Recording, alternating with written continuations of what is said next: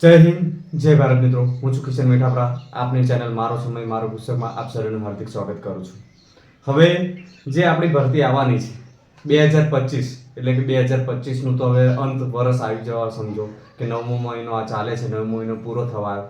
હવે 10, 11 ને 12 3 મહિના બાકી છે, બરાબર. 3 મહિના આ અને 2025 2026, એટલે 2025-26માં અંદાજિત કઈ ભરતી આવી શકે છે અને કેટલી જગ્યાઓ પર આવી શકે છે એ ખાલી અંદાજિત હું અહીંયા લિસ્ટ જાહેર કરું છું, બરાબર. અમારી માહિતી મુજબ અને અમે મેળવેલી માહિતી મુજબ જે ભરતી કેલેન્ડર 2025-26 થવાનું છે અને કઈ જગ્યા કઈ ભરતી પર કેટલી જગ્યાઓ લેવાની છે એની વિશે આપણે અંદાજિત છે મિત્રો. પછી ઘણા મિત્રો કમેન્ટ કરતા હોય છે, તો એવી કમેન્ટ ખોટી ના કરતા મિત્રો. આ તો અંદાજિત છે, જો અહીંયા લખ્યું જ છે મેં. એટલે જગ્યામાં થોડી વધઘટ થઈ શકે છે, પણ ભરતી આવશે એ નક્કી છે. તો ચાલો જોઈએ આપણે. પહેલું, પોલીસ કોન્સ્ટેબલ અને પીએસઆઈ 14,000 પ્લસ જગ્યાઓ છે 2025-26, બરાબર. પછી સીસી ગ્રુપ 5,000 પ્લસ જગ્યાઓ.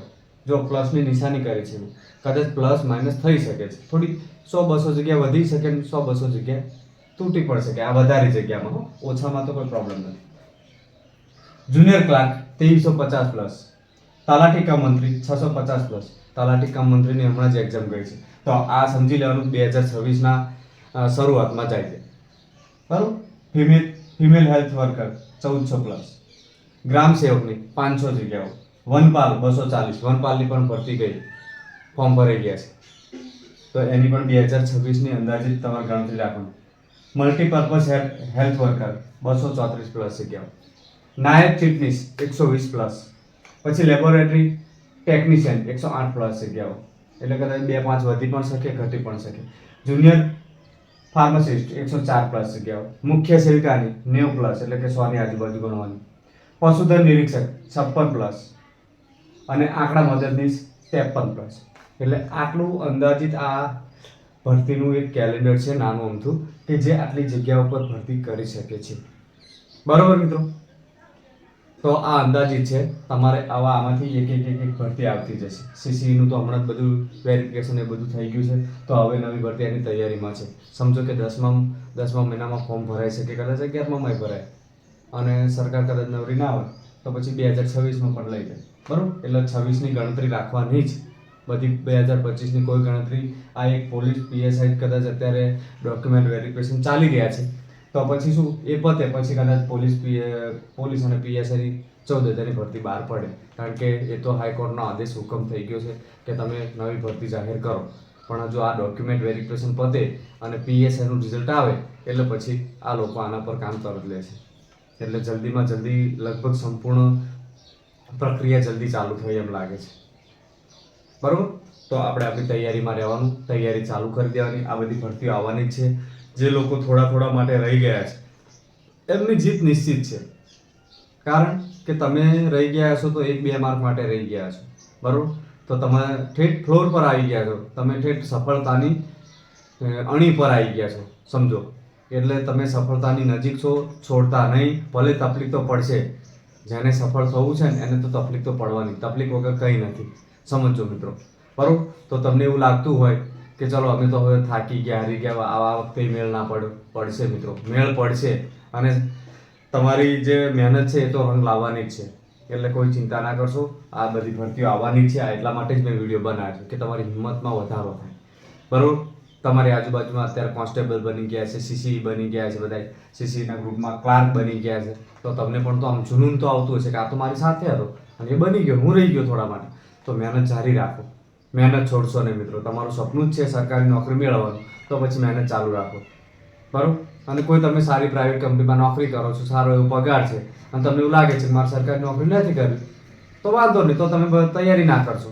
તો ફોકસ તમારે જે નોકરી છે તેની ઉપર આપો. અને જેનો ટાર્ગેટ એક જ છે કે મારે સરકારી નોકરી જ લેવી છે, અહીંયા લખીને જ આવ્યા છે, તો પછી આ તૈયારી ચાલુ રાખો. તૈયારી છોડશો નહીં, બરાબર. તૈયારી છોડવા જશો તો ભૂલી જવાશે.